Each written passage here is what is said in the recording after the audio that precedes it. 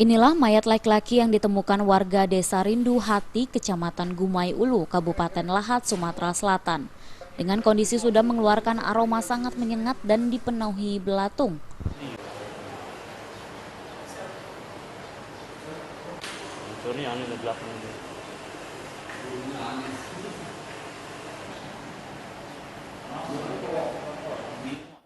Mayat ini diketahui bernama Yuryadi, warga Bentiring, Kecamatan Muara Bangka Hulu, Provinsi Bengkulu, yang berprofesi sebagai sopir travel jurusan Bengkulu, Lampung.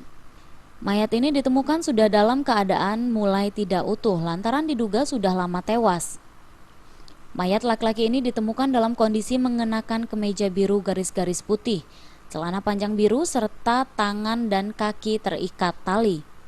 Diduga mayat ini merupakan korban perampokan lantaran mobil milik korban hilang, serta kondisi mayat yang mengalami remuk di bagian kepala dan adanya luka tusuk di punggung korban.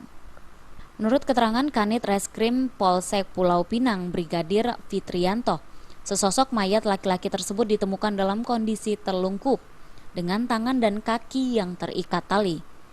Hasil penyelidikan sementara, mayat tersebut merupakan korban pembunuhan.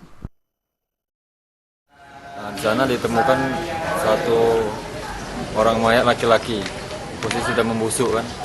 Jadi kami bersama anggota berangkat ke TKP sekitar jam 9 kami sudah sampai di TKP.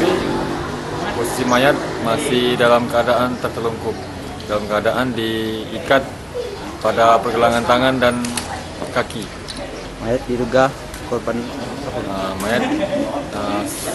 untuk saat ini mayat tersebut belum diketahui identitasnya. Mungkin mayat tersebut korban dari pembunuhan. Mayat Yuryadi saat ini masih di kamar jenazah Rumah Sakit Umum Daerah Lahat guna dilakukan otopsi dan dilakukan penyidikan lebih lanjut oleh kepolisian untuk mengungkapkan pelaku pembunuhan sadis tersebut. Dari Kabupaten Lahat, Sumatera Selatan, Jamil Hasan melaporkan.